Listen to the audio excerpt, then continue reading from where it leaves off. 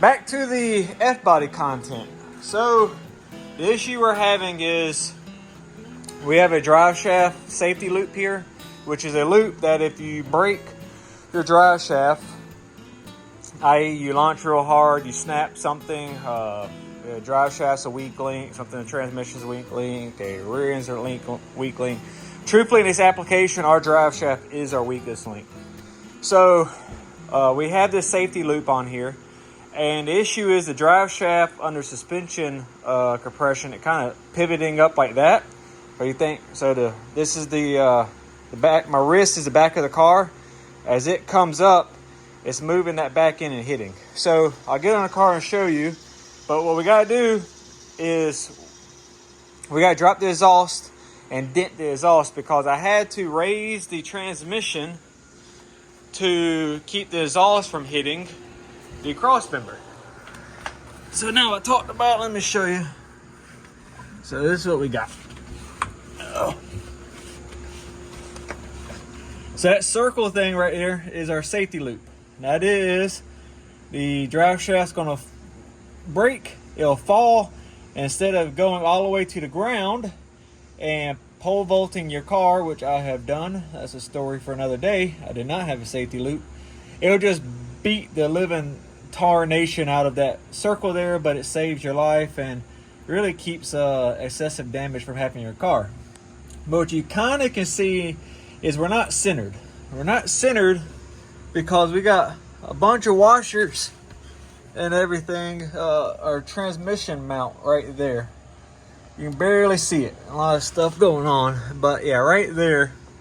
Oh goodness, our transmission mount. But we got it all shimmed up. There's a good. So you can see that plate right here, the gold plate, and it's right there. And there's some washers and everything to raise it because our exhaust hits right here. So what we're going to have to do is get this mount here. We're going to put it back OEM height, and then we're just going to make modifications to the pipe, because like I said, we can't have this drive shaft hitting under when it hits the bump stops, it's popping. Like with me in the car, it hardly ever hits, but when the wife and I went to the car show last week with just the extra weight, which isn't really that much, it was starting to hit, and that's just dangerous. So that's what our goal is. I'm going to drop the exhaust, and I'm going to take the probably the transmission cross member out, take all those washers out. We're going to have to reset pinion angle, because that angle is going to change our drive line angle when we lower the back of the transmission. So we're going to get into that. I'm going to have to refamiliarize myself with it. But that's today's task for the F-body. Okay, a lot more room under here now without the exhaust. It was actually really easy to take off. But as you can see we got this gold plate here. You see we got that nut there spacing it up. And I think there's another set of washers. So we're going to remove that plate and that nut, and you can see that's going to be a significant drop. And then we'll just have to worry about the exhaust next. While I was under here, I seen all types of dirt and mess on my transmission, and I know I didn't have a leak before, so I just went around, and all my transmission pan bolts could use about a quarter turn. So you can see it's kind of wet around the gasket area. So hopefully that fixes that. I forgot how strong this magnet was. It was insane to get off. But anyway, so that's a good fix alone for that, because I was a little bit concerned when last time I looked into the car and seen how nasty the transmission was. And being, I don't really stress over leaks, but knowing I've kind of went through everything and replaced all the gaskets, you know, it's something you kind of desire to have, no leaks, being you put so much work on new gaskets and doing it the correct way. So anyways, now I got to get a block of wood. I'm going to put it under our transmission. We're going to lift it up so we can access everything here. As you see, I already took the bolts out too. And yeah, let's go ahead and keep on moving forward. So my next step is I have marked right here and right here where we need some clearance.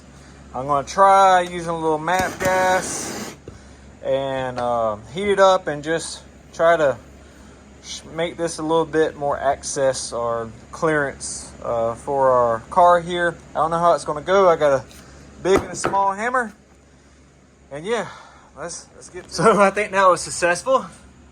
Curved it a pretty good bit. That should have gave us about a 1/4 inch. I ain't really worried about affecting performance. I'm more worried about comfort of driving. So it's still very hot. We use MAP gas and a big hammer. So I'll let it cool down for a minute. Throw it back under there and see if we can make all this come together and not have too much rattling. So let's look at this across this drive shaft loop now. Hopefully y'all can see it. That is a lot more centered than what it was before. So that's definitely good. And then our next issue is going to be this exhaust here and how those line up, because that angles those exhaust pipe down. As you can see, we have no more spacers here. And yeah, so it's going to be our next issue is this rattling. But we'll figure it out, I guess. We are back together and we're in a tight spot, but let's revisit our drive shaft loop. Let's zoom out. And we're still centered up here. I don't think we're gonna have any more drive shaft issues. Our exhaust, we have clearance for days. Definitely think it was necessary. The best I was able to do was get like a 1/4 inch clearance before it started hitting. I would get it too high and it would hit on the actual drive shaft loop here. You see the exhaust, it looks further away than what it really is. Let's see, tight. See how close we are right here. So it's just a really tight fit. I mean, trying to fit everything on this car, but fairly simple.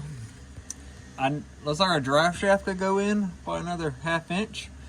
Don't know the shift for that, but I do need to recenter my wheels. I'll show y'all. Now we're done under here. I'm thinking about rolling in, and you can see right here what we got. Pretty happy. Oh goodness. So the back wheels, we got 28s. You can see the back side's a little closer than the front side. We do got adjustable lowers. I won't worry about it today, but I could definitely get that drive shaft to go in a little bit more.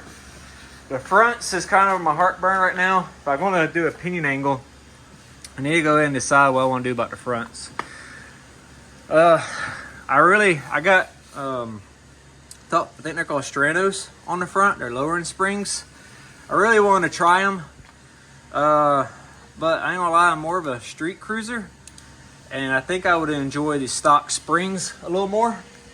So I think I'm gonna throw them on there, and these have Coney yellows, and they have a spot so I can lower them with the actual strut and get that 1 inch lowering that I'm making up now. So I can still get the look I want with the comfort of stock springs. Really sounds like a win-win. I think I just talked myself into it. And then I'm gonna probably do that today, and hopefully we'll get done. And then we'll do our pinion angle, because that's gonna raise the front. That's gonna change our pinion angle on the back, our driveline angle. And we're going to have to still adjust that after lowering that transmission. So yeah, let's go ahead and roll in.